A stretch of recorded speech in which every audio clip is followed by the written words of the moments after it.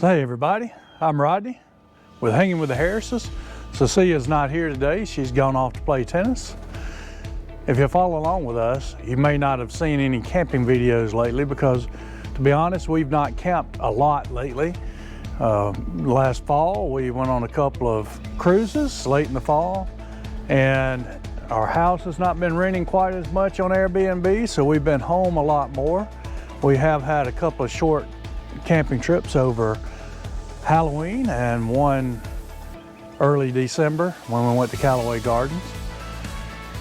But we are getting prepared to go to Tampa to the RV show. This will be a time that we go boondocking for an extended period of time. It's the first time we've done that over an extended period of time. We have boondocked overnight once or twice, but didn't really have to do a lot of preparation. I'm going to take some time today and go over our camper and check a few things. Number one, I'm going to take a lot of things out of the camper that we don't actually use. You know, we have a history of being in the camper so much that we take a lot of things that we may use every now and then. But this time I'm going to plan, think about what we really need, and try to reduce the weight on the camper. To be honest, I've never weighed the camper to know how much stuff we have in there, but I can almost guarantee we have too much. So part of this video, I'm going to show you some things that I'm getting out, knowing we're not going to use it. And to begin with, I don't know if you can see this behind me or not, last fall we took our kayak rack off because we knew we weren't going to be kayaking or riding our bikes for a while. So the last few trips we've made, that lightened our load by quite a bit. So today we're going to be taking things out that, again, I know we don't need. The other thing I'm going to be doing is checking a few things like the torque on the lug nuts on the tires to make sure they're properly torqued. And I'm going to check the air pressure in the tires, even though I did that recently. But with it sitting here at the house, just to make sure the tire pressure has not changed. You know, it changes with the temperature, so I'll do that again when we get close to time to go.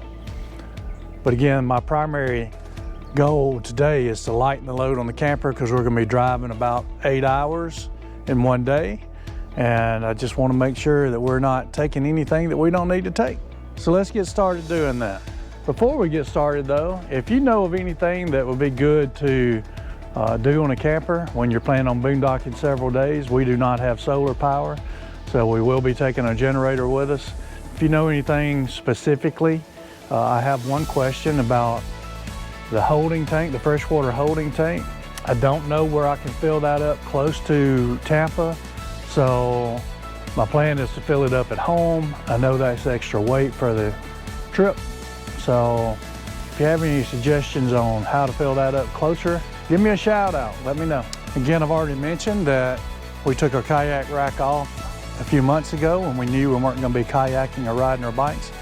I will be taking our honey wagon with us. I don't think we'll be using it, but just in case, I will take it along with us. Again, we're going straight down in one day and planning on coming straight back in one day, so we won't be doing any overnight stops on the way down. It'll be a long day. Longer than I like to go, but things we've got going on makes it important for us to do a one-day trip. So this is just to give you an idea of the things that we keep stored under the belly of the camper that we very rarely use, but we just don't ever take it out because we don't want to load it back up next time we go. So we have various and sundry outdoor stuff, our outdoor activity stuff, like our masks and snorkels, kayaking helmets, life jackets, and in that tote are life jackets and seats for the kayaks. Have our light that we like to put out at night when we're camping to see it likes to beautify the area. We have our hammocks. We have a pump for the blow up paddleboard. We have all our paddles for our kayaks. We have a couple of umbrellas and tents for the beach. We have an extra, now this we use a lot, we have an extra mat for outside because we use 2 of them. We have some more decorations, a hanging bucket. We have a lot of maintenance stuff over here for the camper, which I like to take because if I have time, sometimes I'll spend some time maintaining the camper, but I don't foresee using that this time. We have extra chairs in case we have guests. I never use these 2, don't know what you call them right now. These 2 things right here you put between your tires to keep your tires from rolling. I have chocks for that. I have some fuel for lighting fires. And then we have our stand for our camper, which I don't really need, but if we're gonna be running our washing machine, I like to put it in there. It helps reduce the vibration, but we're not gonna be running the washing machine this time. So that's just an idea of things that we don't need to take that are stored under the belly. Now, I'm gonna start working on the inside. Now our camper uses a 5-gallon container of water like you use in the office cooler to get your drinking water, and we use it for our coffee.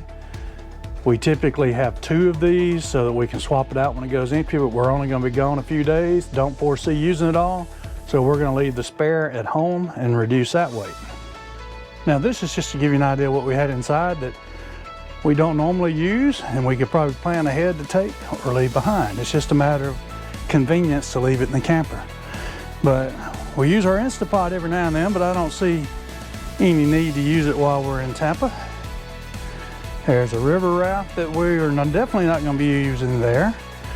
We have our beach wagon. We have a printer and a chair that we have in our office because our bunk room, which we use as an office. And then we have our inflatable stand-up paddleboard and pump and a couple bicycle helmets. So that's just a initial pass through of the inside and what we're leaving behind on this trip. We get back, we'll decide what we're going to put back in there. Oh, I forgot to mention we also brought some of the stuff out of our bar, and we'll probably just pack what we think we may be drinking while we're down there. So now I'm gonna move on into some maintenance things I'm gonna do on the camper and maybe have a few more questions for you. So I decided to forego checking the air pressure in my tires until it gets closer to time to go, so that the temperature would be about right and I wouldn't go up or down because of sitting here or because, again, the temperature going up or down. But I did think I'd show you what I use. I do have a air compressor with a tank here at home, but I choose not to use that most of the time. I like to use this little DeWalt air compressor that I take in the truck. Runs on a 20-volt battery. It will check your air pressure in your tires, and then you can set the dial to the air pressure you want, turn it on, and when it gets to that air pressure, it just turn off. So you don't have to disconnect, check the air, pump it up some more, disconnect, check the air, let some air out. It's just an easy process. So this is what I use to inflate my tires. Very easy. Just takes a little bit longer than using the tank. Now, as far as checking the torque on my lug nuts, I have a torque wrench. I have it set on about 125 foot-pounds, which is what these lug nuts are supposed to be set to. And it uses a 3/4 inch socket. So what I'm gonna do is I'm going to start tightening each one of these and listen for the click on the torque wrench. Again, once you have your torque wrench set, you're just listening for the click. Get it on there. Actually, let me put a extension rod on there to get on there better without being up next to the tire. So I've got my extension rod on my torque wrench now. Get on here. You hear that click. When you hear that click, you know that it's torqued right.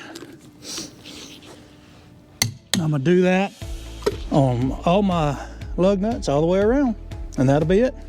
So that's it for what I planned on showing you today, for what I'm doing to get ready to go on a long drive and a longer boondocking experience than we're used to. Again, we're going down to Tampa around the 17th of January. Hope to see some of you down there. We won't be doing any meetups or anything, but we'll be trying to meet some people, get a little information on things we're interested in. Again, I had the question about what to do with the holding tank water, the fresh water. My plan right now is to fill up before we go. Be nice to be able to wait and fill up when we get there. Again, if you have any tips for preparing to go on a long haul and a long boondocking stay, let me know.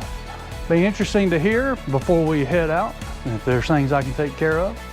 It looks like we had a lot of things in the camper we don't really need, but typically we don't stay home very much. We're on the go almost every week, at least part of the week. So it's difficult for us to clean out and not take everything with us because we never know where we'll be or what we're gonna need. But thanks for hanging with the Harrises. Hope to see you in Tampa.